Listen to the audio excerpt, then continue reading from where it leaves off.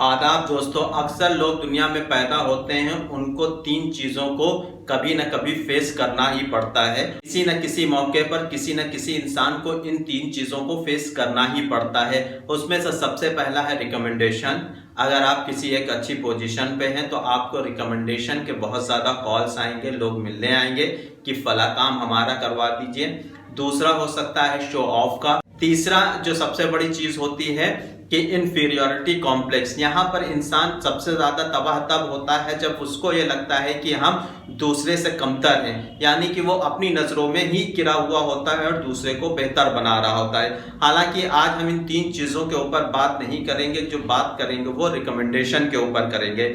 इसको बताने से पहले आप हमारे चैनल को लाइक और सब्सक्राइब जरूर करिए, जिससे कि हम इस तरह के वीडियोस आप लोगों के साथ शेयर कर सकें। तो हम में से अक्सर लोगों को इस तरह के चीजों को कभी ना कभी फेस करना पड़ता है कि हमें किसी के लिए सिफारिश करनी पड़ती है, रिकमेंडेशन करना पड़ता है कि फला इंसान को आप इस पोजीशन पे रख लीजिए, ये आपकी खाली है, या फला इंसान को ये परेशानी हुई है, ये गलती हो गई है, उसके लिए आप प्लीज माफ कर दें। तो ऐसी चीजें आप लोग बहुत फेस करते होंगे जो किसी न किसी अच्छी पोजीशन पर हैं। लेकिन रिकमेंडेशन के लिए सबसे पहले हम दीनी उसूल को समझने की कोशिश करेंगे।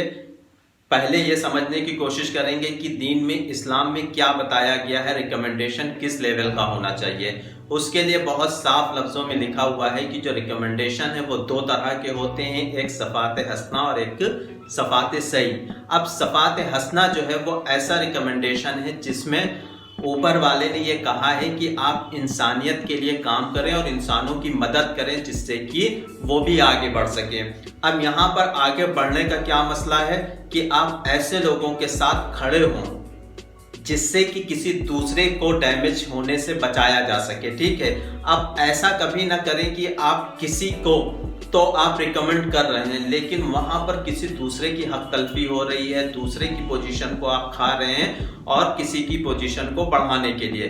तो इस तरह के कामों के लिए मना किया गया है। सिर्फ ये कहा गया है कि आप किसी इंसान के साथ खड़े हों उस लेवल पर जहां पर किसी दूसरे को डैमेज नहीं कर रहे हैं। तो ये हो गया सफात हसना। और यहाँ पर हर इंसान को इंसानियत के लिए काम करना चाहिए, लोगों की हेल्प करना चाहिए, लोगों को आगे बढ़ने में मदद करना चाहिए। और उसके बहुत से तरीके होते हैं। लोगों को एजुकेशन में हेल्प कर देनी चाहिए, लोगों को मोटिवेशन में हेल्प कर देना चाहिए, लोगों को उस फेज से निकालने में हेल्प कर देना चाहिए जहां पर वो बहुत ज्यादा अपने आप को डिमोटिवेट समझ रहे हैं। लेकिन अक्सर हमने ये देखा है कि इस तरह की मदद या रिकमेंडेशन किसी को नहीं चाहिए होती है, उनको रिकमेंडेशन चाहिए होती है किसी पोजीशन के लिए।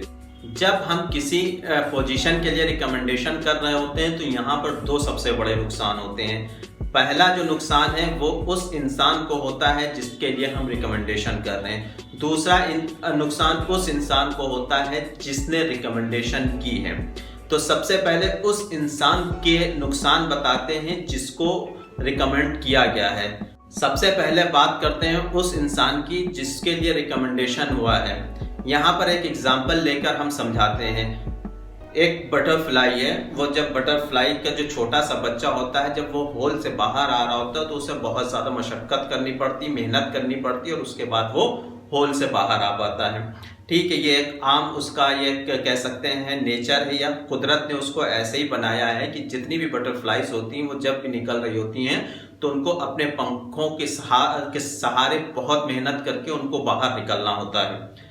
ये एक बात हो गई। दूसरी तरफ हम ये मान लेते हैं कि उसको किसी ने हेल्प कर दी, रिकमेंडेशन कर दिया। यहाँ पर क्या है कि चलो उसकी थोड़ी सी हेल्प कर देते हैं, उसको बाहर निकालने में मदद कर देते हैं। तो एक लड़का गया और उसने होल को थोड़ा सा बड़ा कर दिया जिस होल से वो निकल रही थी। ठीक है, अब उसके होल से बाहर निकालने के बाद वो बाहर निकलती है और उड़ नहीं पाती है। तो वो लड़का बहुत ताज्जुब में है कि हमने तो कोशिश की, हेल्प की कि उसको बाहर निकाल दें, और बाहर आने के बाद वो उड़ ही नहीं पा रही है और थोड़ी देर बाद देखते हैं कि वो मर जाती है, उसकी डेथ हो जाती है। अब यहाँ पर क्या आपको सीखने को मिला कि नेचर ने, कुदरत ने उस बटरफ्लाई के लिए उस होल से अपने आप उसको होल को तोड़ के मेहनत से बाहर निकलने में ही उसकी जिंदगी थी। क्यों? क्योंकि जब वो पंखों को से ताकत लगाती तो उसके पंख मजबूत होते और मजबूत होने के बाद वो पंख उस लायक बन जाते जिससे कि वो फ्लाई कर सकती। लेकिन एक लड़के ने अनजाने में ये समझा कि उसकी मदद करें, मदद की जगह पर उसकी मौत का मेन कारण बन गया, मदद की जगह पर उसकी जिंदगी खत्म कर दी। सेम उसी तरह से वो इंसान है जिसने सिफारिश से किसी पोजीशन को हासिल किया है, तो एक तो वो वहां बहुत दिन तक टिक नहीं पाएगा क्योंकि उसको उस चीज की नॉलेज ही नहीं है जिस पोजीशन पर वो पहुंचा है। अब नॉलेज नहीं है तो उसने वहां पर सिफारिश से वो पहुंच तो गया, लेकिन आगे के उसके रास्ते सारे खत्म हो जाएंगे क्योंकि जब वो उस काम को अच्छे से कर नहीं पाएगा तो बहुत तरह के सीनियर्स के टॉर्चर्स मिलेंगे, बहुत तरह से उसको सुनने को मिलेगा, लोग हंसेंगे, तो उस अंदर से वो हीन भावना का शिकार होता चला जाएगा और उसके अंदर की जो डेवलपमेंट है, जो उसके स्ट्रगल से उसको मिलती और जो सीखने को उसको मिलता, वो धीरे धीरे करके खत्म हो जाएगी और वो उसी दायरे में पूरी जिंदगी बंद के रहेगा और उसे ये लगेगा कि अगर हम यहाँ से बाहर निकलेंगे तो बाहर कहीं दूसरी जगह पर कोई जॉब नहीं मिलेगी, कोई नौकरी नहीं मिलेगी और हम अपनी जिंदगी में कुछ हासिल नहीं कर पाएंगे। तो उस डर से वो उस पोजीशन को कभी छोड़ना ही नहीं चाहेगा। और जब ऐसा होता है कि वो इस तरह की हीन भावना का शिकार हो जाता है, जो कि अक्सर आप लोग देखते होंगे कि बहुत से लोग होते हैं कि एक जगह पर अपनी पूरी लाइफ को बिता देते हैं, थोड़ी सी सैलरी में, थोड़ी सी इनकम में, उनको लगता है कि अगर हम इसके बाहर निकलेंगे तो अपनी लाइफ में कुछ कर ही नहीं पाएंगे। तो यहाँ पर सबसे बड़ा नुकसान उस इंसान का होता है जो उस पोजीशन पर पहुंचा। दूसरा नुकसान उस इंसान को होता है जिसने रिकमेंडेशन किया। एक तो रिकमेंडेशन करके उसकी लाइफ की ग्रोथ को खत्म कर दिया, सबसे बड़ा नुकसान तो ये किया।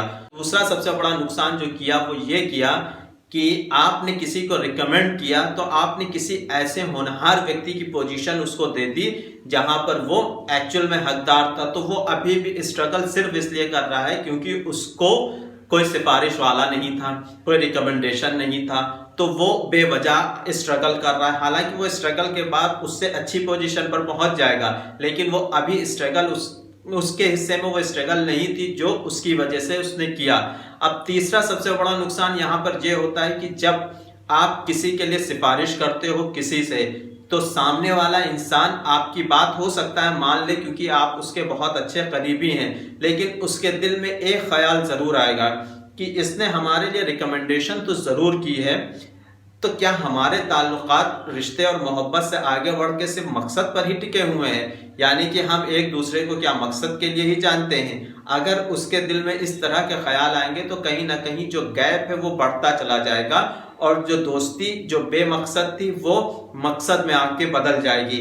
आज आप उनसे रिकमेंडेशन के लिए कहेंगे, कल वो आपसे रिकमेंडेशन के लिए फिर कहेंगे, तो वो जो दोस्ती है वो रिकमेंडेशन पर ही आकर टिक के खत्म हो जाएगी और असल रिश्ते वो कहीं ना कहीं खत्म और बिखर जाते हैं। तो इसका सबसे बड़ा नुकसान तो ये होता है कि रिकमेंडेशन से ताल्लुकात खराब होने के बहुत से चांसेस रहते हैं। और दूसरी सबसे बड़ी चीज रहती है कि हम किसी के काम में दखल अंदाजी भी कर रहे होते हैं। वो ऐसा होता है कि मान लीजिए कोई एक ऐसा इंसान है जिसने कोई गलती की और उसको पता है कि हमारे फला जानने वाले हैं, हम उनसे सिफारिश करवा देंगे तो जो बॉस हैं वो हमें किसी तरह की सजा नहीं देंगे और हम बच जाएंगे। और इसी तरह से अगली बार हम कहीं कोई गुनाह करते हैं, गलती करते हैं, तो हम किसी और से रिकमेंडेशन करवा देंगे, फिर हम बच जाएंगे।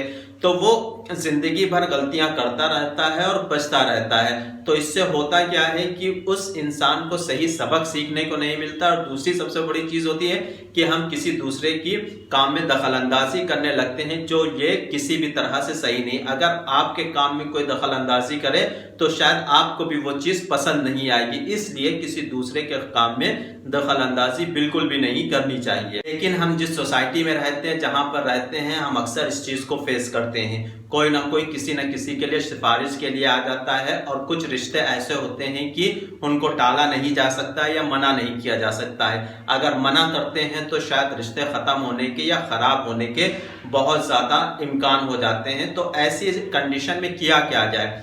ऐसी कंडीशन में बहुत सीधी सी बात है कि कुछ उसूल जरूर बना लेने चाहिए। जब भी कोई रिकमेंडेशन के लिए आता है, भले ही वो नाराज होकर वहां से चला जाए, हमें सबसे पहला उसूल ये देखना है कि हम जब किसी की पोजीशन के लिए कहीं पर किसी को रिकमेंड कर रहे हैं तो इस बात का जरूर ध्यान रखना है कि उससे दूसरे की हक तलफी तो नहीं हो रही है।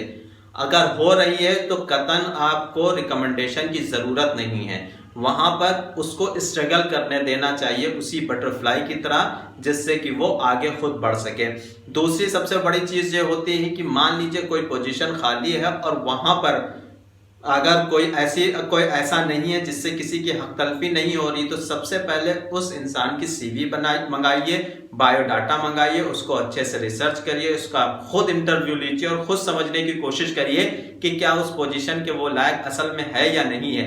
अगर है तो वेरी गुड, आप रिकमेंड कर दीजिए, अगर नहीं है तो आप मना कर दीजिए और कहिए थोड़ी सी और मेहनत करके आए। तो यहाँ पर उसे सीखने की भी मिलेगा और आने वाले समय में वो हीन भावना का कभी भी शिकार नहीं होगा।